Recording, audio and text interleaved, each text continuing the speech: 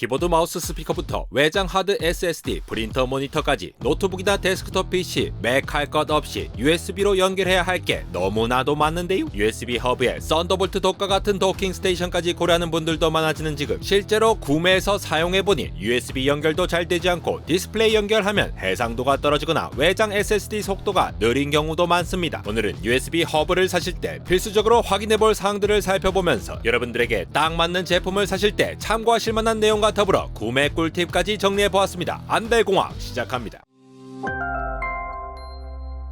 전자기기를 여러 개 사용하기 위해 멀티탭을 활용하는 것처럼 우리가 사용하는 데스크톱이나 노트북에 더 많은 USB 포트를 연결하거나 랜선을 꽂을 이더넷 포트나 디스플레이용 흐드미, SD카드와 같은 다른 포트들까지도 확장하여 사용하는 것이 USB 허브인데요. 이러한 USB 허브는 USB 포트에 딱 꽂기만 하면 바로 사용할 수 있는 패시브 형태와 별도 어댑터로부터 전력을 공급받는 액티브로 나눌 수 있으며, 특히 이러한 액티브 계열 중 다양한 포트를 동시에 지원할 수 있도록 복잡한 회로 설계와 전원 공급의 안정성을 갖춘 녀석을 도킹 스테이션, 줄여서 독이라고 부르죠. 포트가 부족한 슬림형 노트북이나 맥북과 같은 경우라면 허브나 독을 항상 데스크에 연결해두고 사용하는 경우가 많은데요. 부피도 무기도 휴대하기가 쉽지 않은 독과는 달리 늘 들고 다니면서 필요할 때마다 꺼내 쓰는 경우는 별도의 전원 어댑터가 없는 저렴한 허브가 편리합니다. USB 허브를 구매하려고 들어가보면 이렇게 4포트, 7포트, 8포트 등 여러 USB 포트를 지원하는 경우도 있고, 흐드미, 이더넷, SD카드 등을 함께 지원하는 경우도 있는데요. 문제는 이러한 포트들이 뻥뻥뻥 다 뚫려 있다고 해도 모든 포트를 동시에 사용할 수가 없는 경우가 있다는 것입니다. 멀티탭을 자세히 보시면 허용 가능한 최대 전력량이나 최대 전류량이 표기가 되어 있는데요. 안전사고를 방지하기 위해 이 멀티탭이 정기적으로 견딜 수 있을 정도의 전력량과 전류량을 표시해 둔 것으로서 이를 넘어가면 자동으로 전기를 차단하거나 차단기가 없다면 엄청난 발열과 함께 심각한 안전사고로 이어질 수가 있습니다. 즉 19짜리 멀티탭이라 하더라도 에어컨이나 냉장고와 같이 전력을 빵빵하게 먹는 녀석들을 19 모두에 다 연결하여 사용하려면 그만큼 전력량을 버틸 수가 있어야 한다는 걸 의미하죠. 마찬가지로 여러분들께서 USB 허브를 사용할 때 가장 먼저 확인해야 하는 것은 바로 USB 허브가 공급받는 전력 최대량인데요. 별도의 어댑터에 연결된 전원 케이블 없이 USB에 냅다 꽂기만 하면 동작하는 패시브 USB 허브는 바로 이 USB 포트를 통해서만 전력이 공급됩니다. 일반적으로 USB 허브에서 노트북 데스크톱에 연결하는 케이블은 USB A 타입이나 C 타입 형태로 되어 있는데요. 타입과 무관하게 어떤 버전을 지원하는지를 먼저 확인해 볼 필요가 있습니다. 규격상으로는 USB 2.0은 최대 2.5W, USB 3.1은 최대 4.5W를 지원하니까 이 허브에서 전원을 공급받는 커넥터의 버전에 따라 전력량이 정해지는 거라 볼 수 있는데요. 여러 개의 USB 포트가 달린 허브라 하더라도 실제 허브가 공급받는 전력량의 최대량이 제한적이라면 USB 포트 모두를 사용하지 못할 수가 있다는 것이죠. 만약 이렇게 제한된 전력량의 여러 포트를 꽂아 쓰려고 한다고 해봅시다. 예를 들어 우리가 흔히 사용하는 키보드 마우스는 대체로 약 1W만을 필요로 하기에 몇 개 연결해서 사용해도 무리가 없겠지만, 만약 4에서 5W에서 최대 10W 제품도 나오고 있는 외장 SSD의 경우 충분한 전력이 공급되지 않는 USB 허브를 사용하게 되면 SSD에 적절한 전력이 공급되지 못하고 원래 속도보다 낮아지거나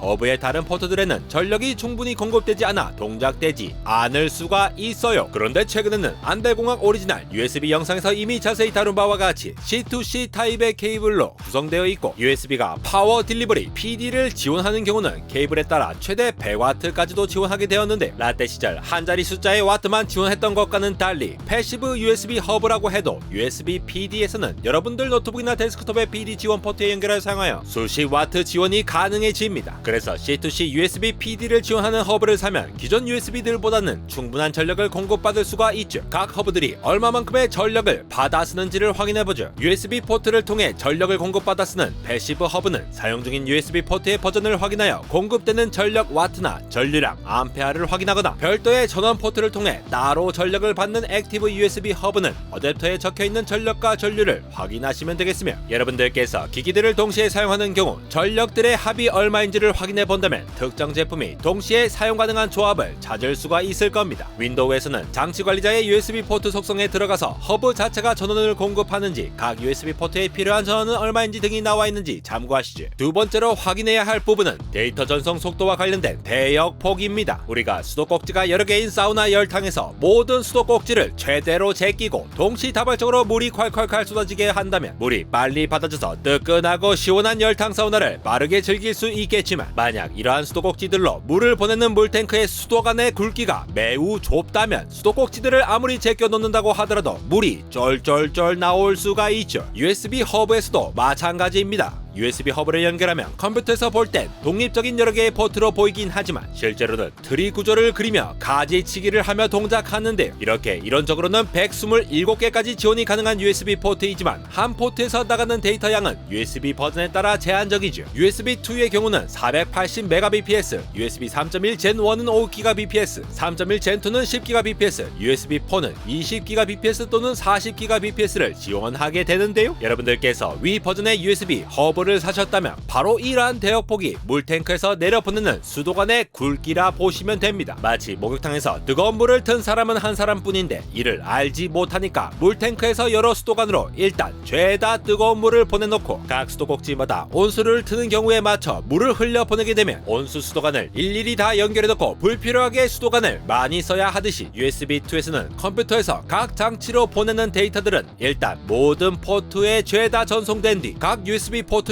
이를 알아서 받는 방식을 사용했기에 비효율적으로 데이터를 주고받는 일이 많았죠. 그러나 USB3부터는 USB 트리 구조 모두에 데이터를 쫙쫙 다 전달하는 것이 아니라 택배 박스에 주소를 적어 보내는 것처럼 데이터 패킷에 어떤 포트로 보낼지를 적어둠으로써 실제로 이 USB 전체 네트워크에 흐르는 데이터 전송량을 낮추고 전력 또한 낮추는 방식 등을 적용하였죠. USB 3.1 이상을 지원하는 허브를 사셨다면 여러분들 데스크톱이나 노트북에서도 USB 3.1 이상을 지원하는 포트에 이 허브를 연결해야 하겠죠. USB2 포트에 꽂아놓으면 USB 3.1을 지원하던 허브도 후려쳐서 480Mbps 밖에 지원하지 못하게 되는 겁니다. 특히 가장 많이 실수를 하는 부분이 바로 썬더볼트 3 포트에 썬더볼트 액티브 케이블을 허브에 연결하는 경우인데요. 40GBps의 압도적인 대역폭을 누리기 위해 비싸디 비싼 썬더볼트 액티브 케이블을 구매하여 USB 허브에 연결하게 되면 USB2에 480Mbps만을 지원하게 됩니다. 아니 이게 무슨 개소리야 싶지만 USB 허브와는 상관없이 기본적으로 썬더볼트 3의 패시브 케이블은 케이블 길이에 상관없이 USB와 호환이 되지만 액티브 케이블인 경우 USB 3.1 버전과 호환이 되지가 않는다는 것이니 썬더볼트 독이 아닌 USB 허브에 연결하실 때는 일반적인 케이블을 확인해 주시고 자세한 내용은 안대공화 오리지널 영상 썬더볼트 USB4 편을 확인해 주세요. 꿀팁 전해드리기 전에 지금까지 내용들을 정리하자면 라떼 시절 흔히 행사 사은품으로 많이 보급되었던 USB2 지원 허브는 대역폭으로는 너무나도 부족한 허브이기에 적어도 USB 3.1 이상을 구매해야 더 많은 포트를 사용할 확률이 높으며 여기에 패시브든 액티브든 최종 공급받을 수 있는 전력이 얼마인지 꼭 확인하는 것이 좋은데요. 이를 위해 되도록 USB-C 타입 커넥터에 버전 3.1 이상이고 PD를 지원하여 전력을 65W 이상 빵빵하게 공급받는 허브를 사시는 게 좋으며 연결할 포트가 여러분의 PC 노트북에도 있는지를 확인하여 데스크톱에서 전력이 불안정하게 공급되는 전면부 USB 포트보다는 뒷면에 연결하시는 것이 좋겠습니다. 그럼 어떤 USB 허브를 사면 될지 꿀팁 6가지 정리해보겠습니다. 첫 번째 팁, 광고 글을 그대로 믿지 말고 각 포트의 스펙을 확인하자. USB 3.1 이후 Gen1, Gen2, Gen2X2 등에 따라 대역폭이 50, 20 등으로 점차 빨라져 왔는데 USB 허브 제품을 사려고 쇼핑몰에 들어가면 5GBps 지원이라며 초고속 데이터 지원을 홍보하는 경우가 많은데요. USB 스펙상에서 슈퍼 스피드 SS 지원을 그대로 번역하자면 초고속이라는 말이 맞긴 하지만 여러 포트를 대역폭 무리 없이 사용하는 경우라면 허브에서 지원하는 대역폭이 더 높을수록 좋습니다. 따라서 USB 버전에 따라 50, 20, 40까지 충분한 대역폭 전송이 가능한지 확인해보는 것이 좋겠죠. 특히 수년 전에 출시되어 지금도 여전히 널리 판매되고 있는 많은 USB 허브들 중에는 4K 디스플레이를 지원한다고 대문짝만하게 제품 설명을 하고는 있지만 자세히 보면 30Hz밖에 지원이 되지 않은 경우도 많은데요. 일반적으로 우리가 60Hz 이상에 익숙하다는 점을 생각하면 단순히 4K만 지원된다는 점에만 혹하지 말고 4K 지원되기는 하지만 엄청 매끄럽게 보이진 않겠구나 라고 이해하시면 되겠으며 SD카드나 마이크로 SD의 경우 각 카드가 지원 가능한 최대 용량까지도 확인해 보신다면 실제 여러분들께서 사용할 수가 있는지 체크도 가능하겠습니다. 두 번째 팁, 흐름이나 DP와 같은 디스플레이를 자주 사용하는 경우라면 가급 가급적이면 USB 허브와는 분리해서 사용한다. 여러 포트가 옹기종기 모여있는 USB 허브의 경우 사용하면 할수록 쉽게 뜨거워진다는 단점이 있죠. 좁은 공간에 여러 데이터 규격을 지원하는 회로를 때려 넣은 것이기에 이는 어느 제품이나 보이는 매우 자연스러운 현상이긴 합니다. 그러나 전력과 대역폭 모드를 많이 사용하는 디스플레이를 USB 허브를 통해 빈번하게 사용하게 되면 앞서 말씀드린 이유와 같이 다른 포트를 사용하지 못하는 경우도 많아질 수 있으며 USB 허브의 대역폭 제한 때문에 원하는 해상도와 주사율을 취하기가 어려울 수 있는데요. 이미 안델공학 오리지널 영상으로 흐드미 영상, DP 영상, 컨버터 변환 영상에서 자세히 정리한 것과 같이 흐드미와 DP 역시 버전에 따라 지원 가능한 해상도와 주사율이 다르기에 빈번하게 사용하시는 경우라면 도킹 스테이션으로 안정적으로 전력량을 관리하시거나 별도의 디스플레이 컨버터를 사용하여 원하는 해상도와 주사율을 지원할 수 있도록 하시는 걸 추천드립니다. 세 번째 팁, USB 허브 연결 케이블은 허브 본체와 일체형인 것을 되도록 피하자. 마이크로 B타입 케이블 때부터 스마트폰 충전 때 케이블 단선으로 충전되지 않는 경우는 자주 있는데요. USB 허브의 경우에도 케이블 단선 때문에 USB 허브를 통째로 사용하지 못하는 경우가 있기에 케이블이 허브에 심어져 있는 것보다는 되도록이면 별도의 케이블을 교체할 수 있는 방식이 좋습니다. 네 번째 팁, 내가 쓸 포트가 무엇인지 정리하고 최대한 다양하게 지원 가능한 제품을 고르자. 일단 컴퓨터에 항상 연결해 두고 사용하시는 분들부터 생각해보자면 USB 포트 자체만을 많이 쓰시는 분들은 4포트, 8포트 등 USB만을 전용으로 지원하는 허브를 사시는 게 좋을 텐데요. 이 경우도 각 포트별로 3.1을 지원하는지 2.0을 지원하는지 등이 다르고 최대 전력에 따라서도 모두를 사용하지 못하는 경우가 있기 때문에 전력 공급량과 USB 지원 스펙을 확인해 보시는 것은 필수입니다. 다양한 포트까지 상시로 사용하기를 원하신다면 잠시 꽂았다 빼쓰는 패시브 형태의 USB 허브는 전력이나 대역폭 한계에 따라 여러 포트 지원이 불가능할 수 있기에 USB PD를 지원하거나 액티브 USB 허브를 추천드리며 외장 SSD부터 프린터 이더넷 디스플레이까지 빵빵한 전력을 여러 개 사용하셔야 하는 경우는 다른 영상에서 따로 정리해드릴 도킹 스테이션으로 가는 것이 맞습니다. 반면에 USB 허브 자체를 자주 사용하시는 분들이 아니시라면 구매 포인트가 달라질 수가 있죠. 디스플레이 연결과 같이 간혹 조별 과제를 할 때나 출장이나 공유 오피스 등 정말 어쩌다 한번 필요한 경우가 있는 분들도 있고 평소에는 SD 카드나 마이크로 SD 카드를 거의 사용하지 않지만 스마트폰 바꿀 때나 오랜만에 DSLR 들고 출사한 경우 리더기가 없으면 참 곤란한 경우가 많죠. 이런 경우에는 USB 허브가 가진 포트가 다양하게 구성되어 있으면 좋은데요. 디스플레이 연결은 흐름이나 DP 중 하나, SD 슬롯이나 이더넷 연결 포트도 하나씩 있을수록 오히려 쓰임새가 많아집니다. 특히 USB는 타입별로 적어도 A타입, C타입을 각각 가지고 있는 것이 좋으며 USB 버전에 따른 대역폭이 여러 포트로 구성되어 있다면 허브를 연결해서도 다양하게 사용이 가능해집니다. 마지막 팁, 싼 게 비지떡이지만 브랜드 역시도 믿을 것이 못 되는 경우가 있다. 여러가지 포트 규격을 지원하는 USB에서는 각각의 포트의 인터페이스를 제대로 구현할 수 있어야 하며 전력을 내구성 있게 오랫동안 안정적으로 공급할 수 있어야 하는 회로 설계가 필요하죠. 예를 들어 흐드미는 5V의 전압을 사용하고 DP의 경우 3.3V를 사용하는데 서로 다른 전압을 같은 기기 안에 공급해줘야 하는 경우 이를 조정할 수 있는 레귤레이터와 이를 내구성 있게 잘 만들어져 있어야 오래 쓸 수가 있다는 것입니다. 그런데 아무래도 이러한 전력 쪽 제품 검증이 제대로 이루어지지 않고 규격만 맞춰서 판매하는 경우는 오래 쓰지 못하고 다시 사야 하는 경우도 많아지는데요. 브랜드의 경우도 전력 관리라는 부분이 제대로 되지 않는 경우도 덜어 있어 실사용 후기에서 별점 낮은 것을 중심으로 얼마나 오래 쓸 수 있었는지 참고하시면서 구매하시면 되겠습니다. 점차 연결해야 할 것이 많아지는 세상 속에서 공부해야 할 것도 너무나도 많아지는 포트 규격인데요. USB 규격 정리부터 유선 충전기, 무선 충전기 정리, 흐드미 DP와 같은 디스플레이 케이블 정리, 썬더볼트 3.4와 USB4 정리해서 디스플레이 젠더 컨버터 정리까지 규격 관련 영상만 여러 개 넘쳐나는 채널이 되어가던 중 최근 M2 맥북 에어를 지르고 나서 대학원 시절에 샀던 썬더볼트 독을 꺼냈다가 제대로 동작하지 않는 포트가 너무나도 많은 걸 확인하고는 궁핍했던 그 시절 손을 바들바들 떨며 샀던 독이 이렇게 쉽게 망가진 것에 눈물이 차올라서 USB 허브 영상으로 그 슬픔을 승화시키며 제 멘탈도 슬픔과 함께 날아가 버린 실버 버튼 받으면 하나 지르려고요. 안달공학 에러였습니다.